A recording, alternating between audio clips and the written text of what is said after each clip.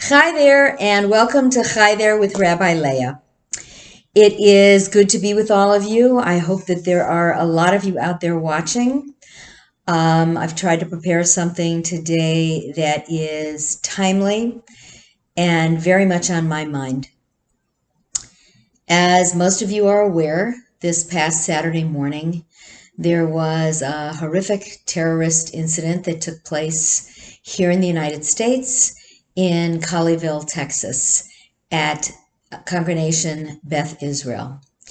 An armed gunman got into the synagogue building and held hostage the rabbi of the synagogue along with three other people. Thank God, after many, many hours of what appeared to be very intense negotiations on the part of the FBI, the hostages were able to escape and escape to safety, unharmed, and the gunman was killed following this. It's been a particularly harrowing few days for me because the rabbi of the congregation, Rabbi Charlie Citron Walker, is a friend and a colleague. I've known Charlie for many years. He and I were students together at the Hebrew Union College in Cincinnati. He was 1 year behind me. He was ordained in 2006. I was ordained in 2005. And when he left Hebrew Union College in Cincinnati after ordination, he went to Colleyville, Texas, this small suburb outside of Dallas. And he was the first full-time rabbi this congregation had hired. They're small. They have about 160 families, very tight-knit community, and they love him. And it's hard not to love Rabbi Charlie Citron Walker. He is a very special young man. Has got a special wife. Her name is Adina. He has two little girls, Leah and Michal.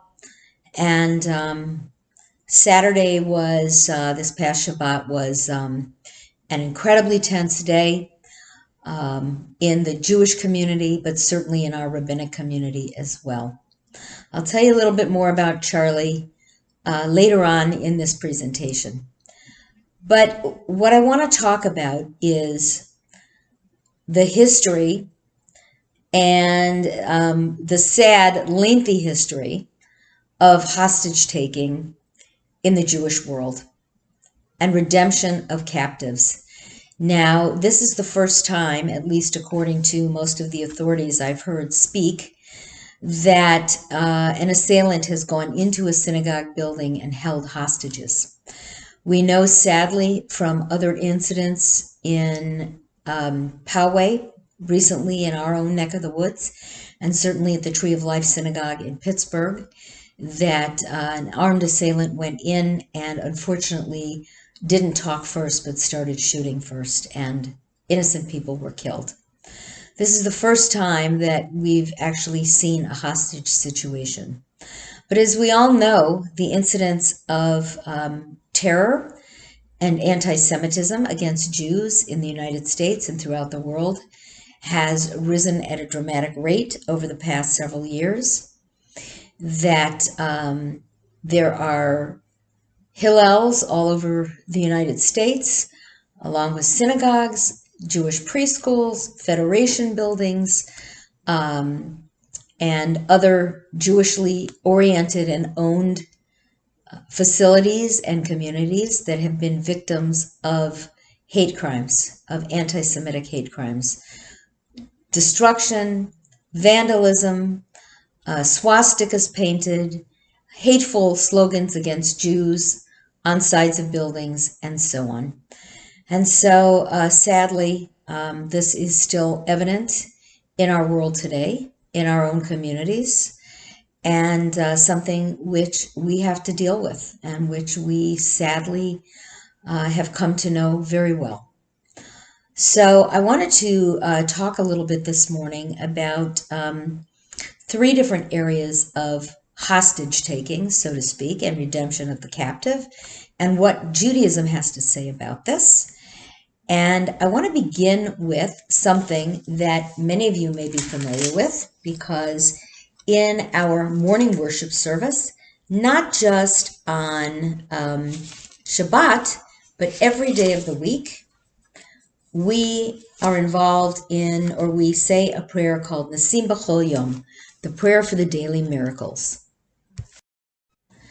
So when we chant these Nisim B'chol Yom, which appear on page 9 of our prayer book,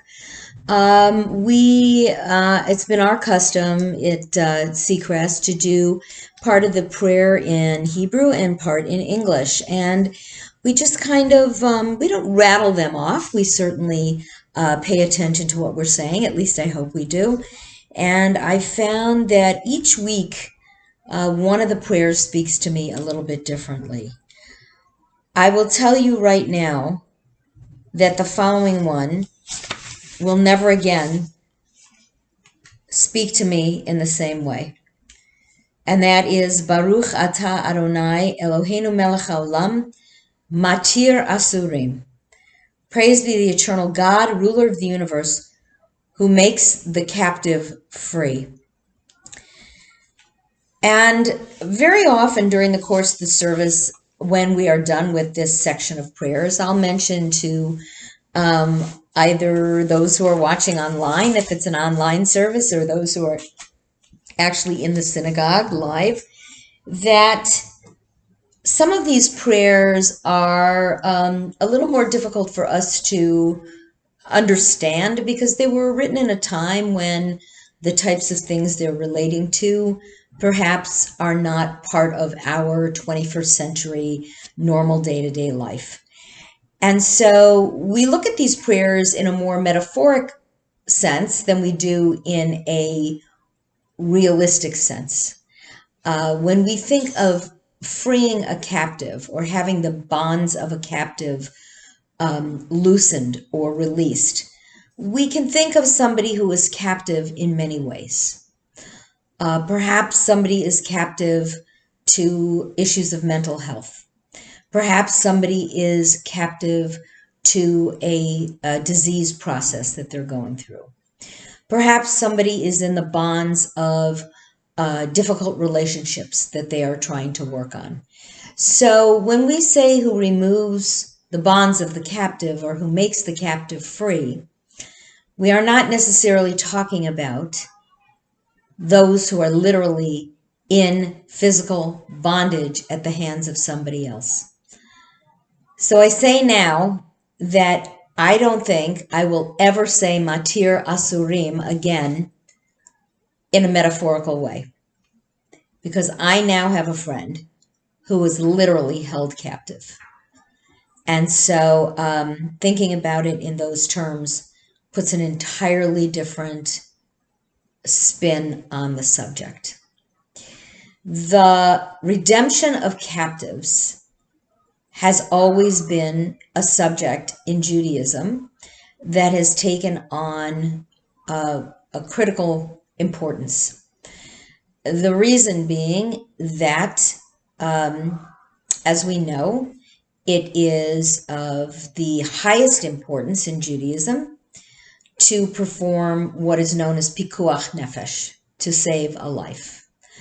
And that a person who saves one life, it is as if they are considered to have saved the world. And at the same time, if one person has committed the act of homicide or murder, it is considered as if they have killed and murdered the entire world. And so this notion of pikuach nefesh, the saving of a life, the saving of a soul, is paramount in Judaism. And that is why it is permissible to do just about anything in order to save someone's life. Injuring a person who's holding them captive, taking drastic measures. There are certain things you cannot do. You cannot, murder somebody in order to save a life. However, we take this very, very seriously. And this is one of the reasons why, over the past 2 years, as we have been attempting to keep everybody so safe from from COVID. Partly we are doing this out of course, concern for everybody's well-being and making sure that everyone stays healthy. But in addition, we are doing this because Judaism tells us that pikuach nefesh, the saving of a life, is paramount above everything else. And you are even permitted to transgress Shabbat in order to save somebody's life. So even in the most orthodox of orthodox communities, if someone is suffering a heart attack, or a kid is having what is suspected to be an appendicitis attack or something of that nature, and you are in an Orthodox community, you can pick up the phone and call an ambulance, or you can get in your car and drive somebody to a hospital.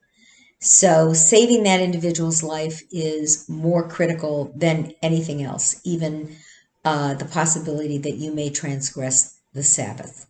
So understanding how important the saving of a life is, we look at the situation of somebody who might have been taken captive, become a hostage. And how does Judaism look at that scenario, as opposed to somebody who is, God forbid, having a heart attack in the street, and you either have to treat them or get them somewhere where they can get treatment to save their life. This is a situation in which the lives of the individual or the individuals who are being held captive are in danger. And we certainly knew this past Saturday that Rabbi Charlie and whoever was in that room with him were in danger, that this assailant had a weapon, that he threatened to use it, and that he was making demands. He was also ranting about Jews and how the Jews own everything and control everything. And this misguided individual believed that if he found a synagogue, because Jews are this monolithic people who all think the same way, worship the same way, behave the same way, that somehow this rabbi and these others whom he was holding hostage were going to be able to effectuate some kind of a change and get this this terrorist, this woman, released from prison, which to our rational minds sounds absolutely crazy. But we do know there are people out there, and some of them, by the way, are people with whom we interact, perhaps not at Seacrest, but maybe in our lives outside of Seacrest, who believe these things about Jews, who believe that Jews run the media, and Jews run the banks, and Jews run everything and make all the decisions and so on. And therefore, when they have a grievance that they think is a result of what the Jews have done, they are going to choose to sort this out. So I think that some of these throwaway lines that we have, or that we hear other people use, are incredibly dangerous, and we need to call them out on it. I'll share a brief story. A number of years ago, you all know that I had a life before I became a rabbi. I was a stockbroker. I was sitting in my office one day where I worked, and I heard one of my colleagues on the phone with, I don't know if he was with a client or a friend or who he was talking to, but he used the words "Jewed him down." And this was before I was a rabbi, but my hackles immediately went up. And I tried to determine whether or not I was going to say something to him. And I decided that yes, I was going to. So when he got off the phone, and he was a nice young man, probably at that time in his late 20s, early 30s. He was also a stockbroker. And I gave him the benefit of the doubt that he had no idea what he was saying, that it was just something that came out habitually, without any forethought. And I said to him, I want to apologize to you in advance because I happened to overhear a part of your conversation. And this is a highly educated young man. And he said, what did I say? And I said, you used a phrase that, whether or not you are aware of it, is extremely anti-Semitic. And he asked me, what did I say? And I said to him, you used the phrase, I Jewed him down. And I said, do you know what that means? And he said, yeah, I meant it to say I was able to get a better deal because I talked him into it. And I then asked him, are you aware of where that phrase comes from? And he said, no. And I said, it comes from this trope. The word meme was not in existence then. I said, it comes from this trope. It comes from the habitual belief by some that when you deal with Jews, you have to wheel and deal with them because for some reason they have a shady character, and the only way that you can get a good deal is to try to con the con man. And I don't remember if those were exactly the words I used, but it was something to that effect. And he listened to me, and it almost looked as if he were about to cry. And he said, I never understood that.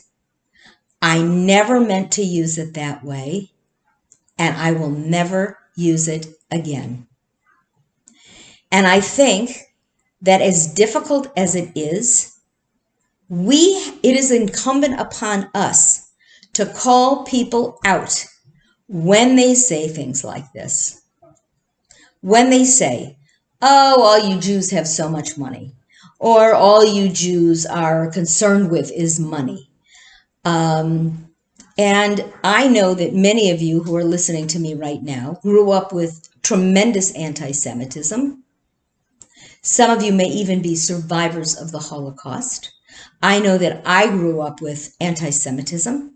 When my family moved from Europe back to the United States in 1964, we moved into a neighborhood that was almost predominantly Catholic.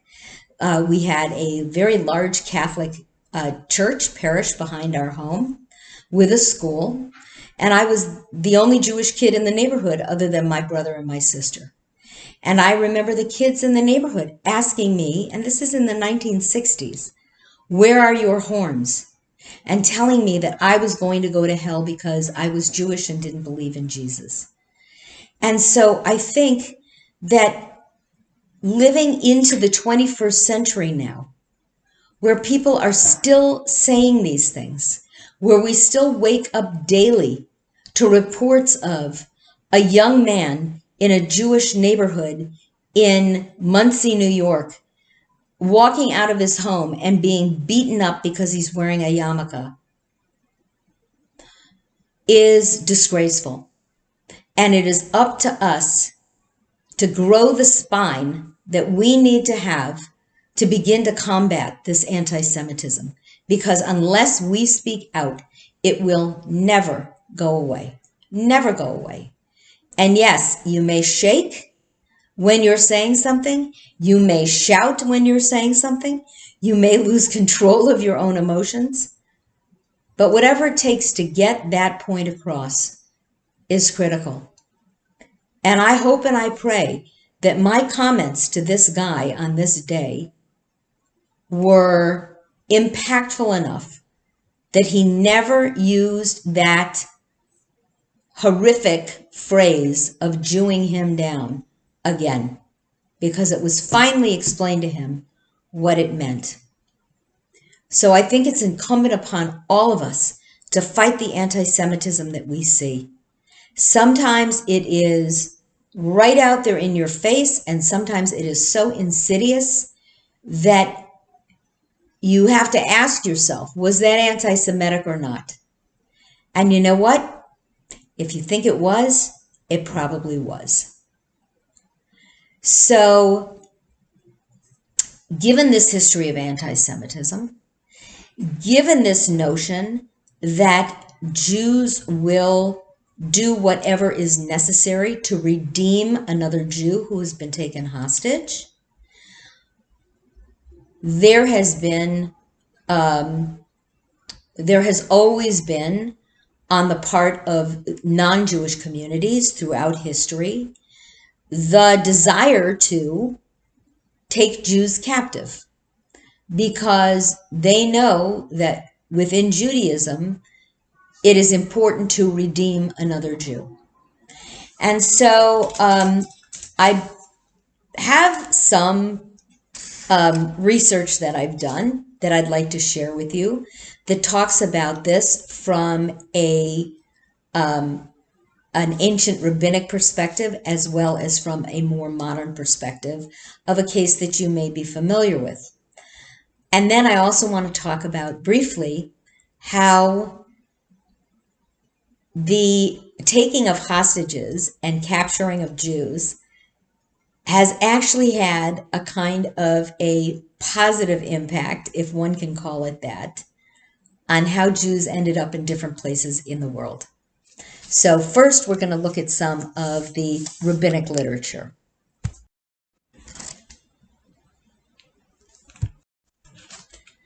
I've introduced you before to this massive book called the Book of Legends, Sefer HaAgadah, Legends from the Talmud and the Midrash. And in order to read this teeny tiny print, I actually have to take off my glasses.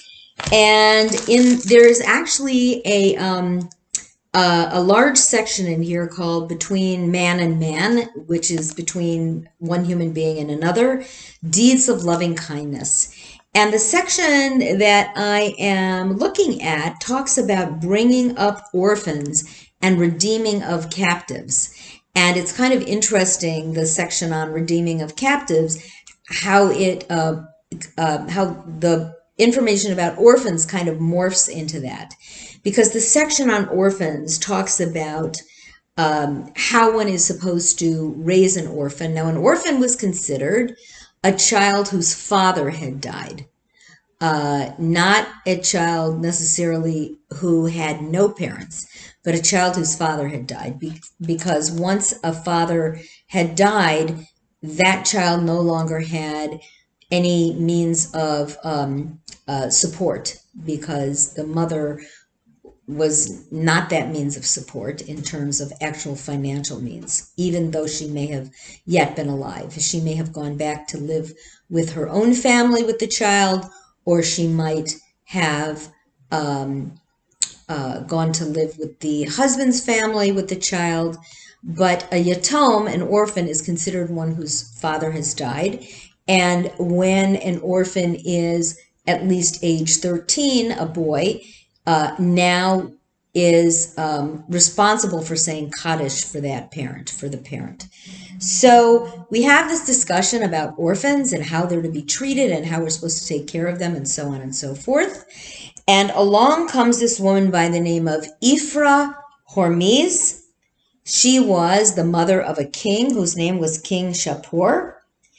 And she sent a purse of money, of dinars, to Rabbi Yosef. And she instructed him, so she made a donation to this rabbi, and she instructed him that the money that he was getting had to be used for what he considered to be the most important precept. So she was making a donation to his discretionary fund and saying, I'm not going to tell you to use it for a specific thing. I'm going to let you use your discretion to determine how to use it, but I want you to use it for the very most important thing possible. So Rabbi Yosef tried to figure out what she meant by a most important precept.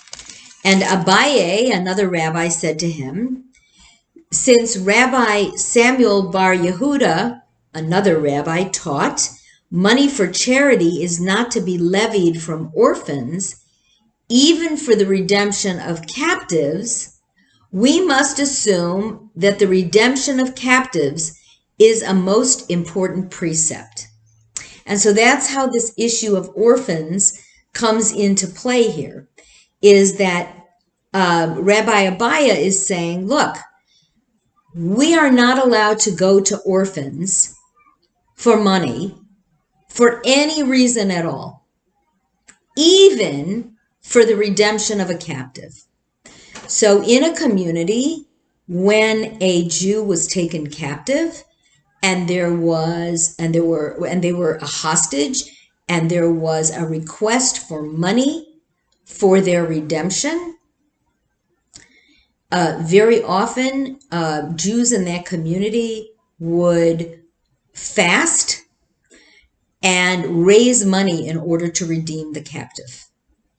However, you could not go to the orphans to ask for money. And so what Rabbi Samuel Bar Yehuda is saying is, if you can't get money for charity for orphans, even for the redemption of a captive, even for getting the hostage out of bondage, then that's got to be the highest and most important precept. And I think that redeeming the captive is akin to pikuach nefesh, saving a life. Because clearly, if there isn't going to be a ransom paid, it's likely that that hostage will be killed because they're of no value anymore to the hostage taker. So now Rava, another rabbi, comes along and he asks Rabbah Bar Mari, what is the proof that this statement that redeeming captives is the most important precept?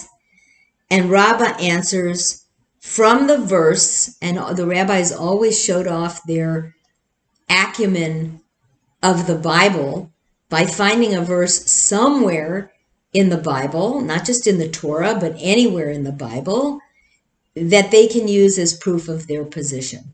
And in this case, Rabbah Bar Mari says, from the verse that is in Jeremiah 15:2, that says, such as are for death and such as are for the sword and such as are for the famine and such as are for captivity. So he gives this litany of reasons why the most important precept is to redeem the captive. And Rabbi Yochanan says, each successive punishment in this verse is more severe than the one that precedes it. And so we have death, the sword, famine, and captivity. And captivity, being the ultimate one listed here, is seen as the verse that is the most severe. It is the punishment that is the most severe. And so when the rabbis were looking at how critically important it was to redeem the captive, they said that this really superseded many, many other things. And in fact, in a Jewish community, even before there was necessarily a synagogue building built, and I'm not talking about in modern times, I'm talking about in not biblical times, but in medieval times, even in a community before necessarily a synagogue was built, there were always a couple of things that happened before that. One was that a Chevra Kadisha was formed, which is the holy community that takes care of bathing the dead before burial. And the other thing was a tzedakah process by which money could be collected, gimilut chasadim, good deeds done, and part of that was money for the redemption of captives.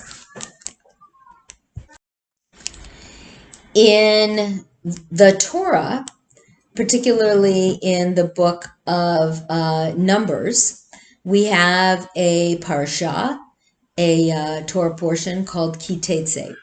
Kitetse means when you go out. And it talks about what the Israelites should do when they go out to battle.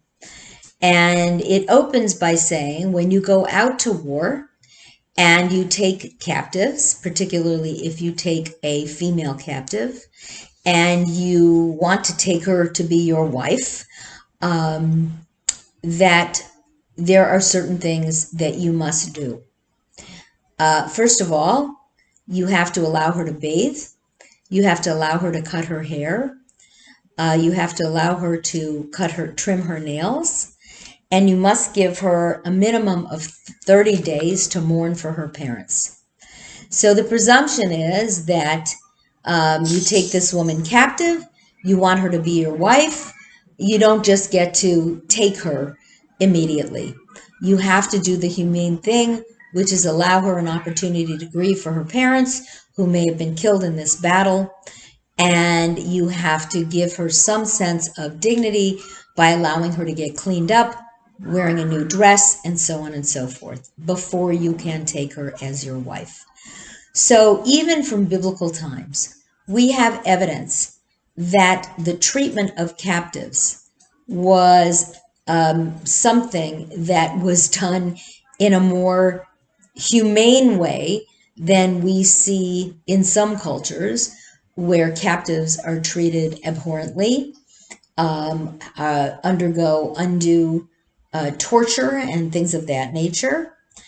And that brings me to the story of Gilad Shalit, who was an IDF soldier. He was captured by Hamas in June of 2006. And he was, thank God, released in 2011. And I just read an update on him in June of this year, 2021. He was married, and I saw some pictures posted of his wedding. But he was in captivity for 5 years. He was in solitary confinement. He was tortured. And one of the articles I pulled said that the issue of the redemption of Jewish hostages and captives from enemy hands is a very odd and painful one. The Talmud records that even though the commandment to redeem captured Jews is of top priority in Jewish life, we are nevertheless forbidden to pay an exorbitant price to secure the freedom of such a captive. Why? Because then the next time, God forbid, somebody is taken captive and we're paying a ransom again, it's going to be even more exorbitant. And we cannot put the captive at risk if the redemption cannot be paid. So in that age, in biblical times, when hostages and captives were sold on the slave market, think about Joseph. Joseph was thrown into a pit, was taken out of the pit by the Ishmaelites, and sold into slavery in Egypt. It was relatively easy to identify what an exorbitant price might be, because here's slave A and slave B standing next to each other in the marketplace. You knew what an exorbitant price was. So in our times, of course, that criterion is much, much more difficult. Sadly, Israel has had to deal with this problem a number of times in the past several decades, and its main goal has always been to return the captive home in the best condition possible. But there's always a great debate that accompanies the policy, because terrible decisions have to be made. Many times the answer has been the price is exorbitant. Others may say the price is worthwhile. And of course, we're making these horrifically difficult decisions to decide, what's exorbitant and what's not. So Jewish history is replete with many, many incidents that have involved hostages. And one of the most famous was in the 13th century, and that was when the great Rabbi Meir of Rottenburg was taken hostage by Emperor Rudolph the First and was held for a ransom of 30,000 marks, which is the equivalent of about $1 billion in those times. And his main disciple, Meir's main disciple, Rabbi Asher ben Yechiel, who was also known as Rosh, undertook to raise the sum. And of course, the Jewish communities of the area, out of their great love and respect for Rabbi Meir, donated whatever they could. But Rabbi Meir himself, the captive, forbade the Jews for paying the ransom for him because he argued that it would set a precedent and it would encourage the king to kidnap different rabbis and demand ransom money. And so instead, this rabbi who was in charge of raising the money bribed an enormous number of lower level officials who were under this emperor to make sure that Rabbi Meir at least had decent living conditions and was able to have visitors. And unfortunately, the emperor did not relent on his extortionist demands, and after 7 years, Rabbi Meir passed away in the prison of the castle. And then the emperor then demanded the same very exorbitant ransom for the release of the rabbi's body, because of course the Jewish community wanted to give him a proper burial. And Jewish burial, just like redeeming captives, is also one of the cardinal principles of Jewish law. But in accordance with the wishes of Rabbi Meir, as he expressed from the very beginning and through the last years of his life, the ransom was not paid.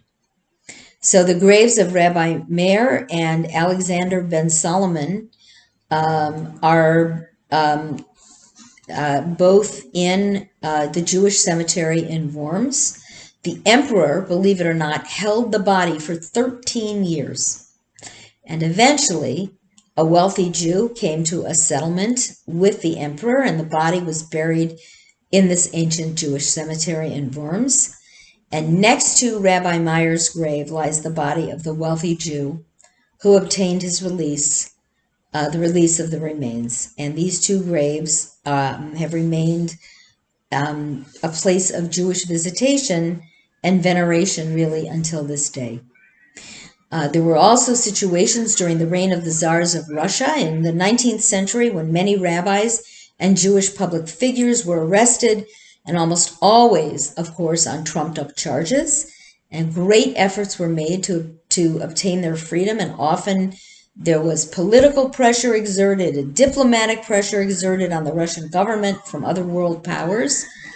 And there were ways of corrupting the police and the government ministers so that they would relent. But again, there was great hesitation always to pay any exorbitant price to the Tsar and his cohorts for the release of the prisoners.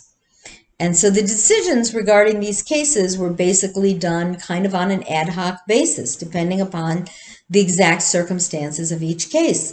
But the problem of an exorbitant price always remained within the Jewish community, and apparently remains so until this day. Judaism really abhors this kind of simplistic attitude towards, how much do you pay? How do you ransom a Jewish prisoner or a hostage? And there's obviously no simple answer, and we can only pray that we don't see it happen. And that if God forbid it should arise, that we were able to come to some sort of a wise and balanced decision.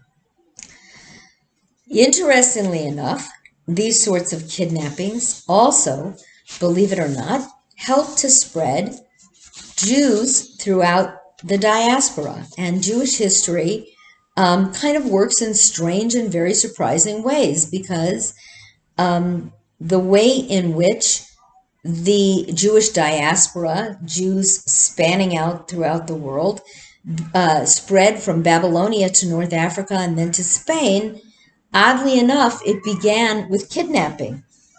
For centuries, the yeshivas that were in Babylonia, which was the birthplace of the Talmud, and that was the center of Jewish life.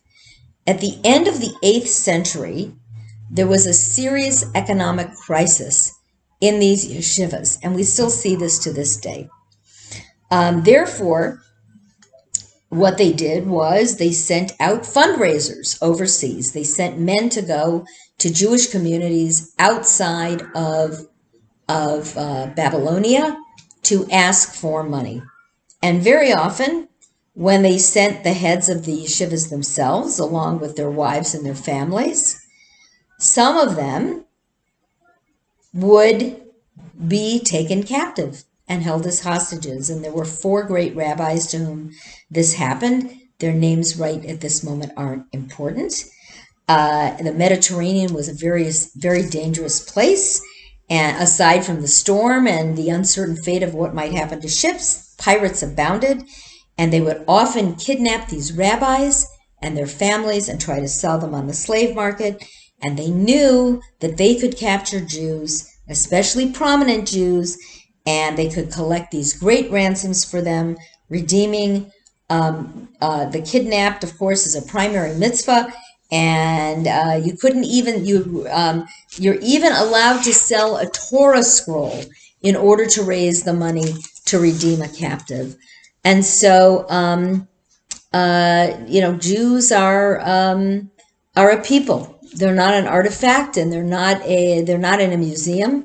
And so the rabbis who were brought to the slave markets in Alexandria and other places in Tunis and Fez were able to attract large sums for ransom. And there was always a bargaining that went on, and offers were made for these rabbis. And very often, once the rabbis were redeemed, they stayed and started very strong Jewish communities in these places in which they had been held captive. And this is a standard that changed really the entire complexion of Jewish life, so that within 50 to 80 years of this time, North African Jewry no longer was subservient to Babylonian rule. And that's how literally the western part of the world opened up to Judaism. And Jewish history develops through these very unexpected twists and turns. I want to end by saying that those of us who are Jewish professionals, we're glued to our television sets and our radios and our live streaming and everything else on Shabbat. I made many phone calls that day, mostly to friends of mine who are not Jewish, but who are people of faith. I have friends all over the country who are priests and ministers and imams, and all were praying for the safe release of Rabbi Charlie Citron Walker and his 3 congregants. And we can only believe that our fervent prayers were answered that day. We know that there is going to be a significant amount of healing that needs to take place, certainly in the greater Jewish community, as we once again struggle with this notion of not this notion of anti-Semitism, but with this reality of anti-Semitism in the United States in the 21st century. It's just truly unspeakable. But certainly we pray for those who were immediately impacted by this horrific event. For Rabbi Charlie, who I adore, who has worked his entire rabbinate to secure Jewish-Muslim relations, and to all the others who were involved, their friends, their family, we ask God for a refuah shlema, a complete healing. And let us all say, Amen. Shalom.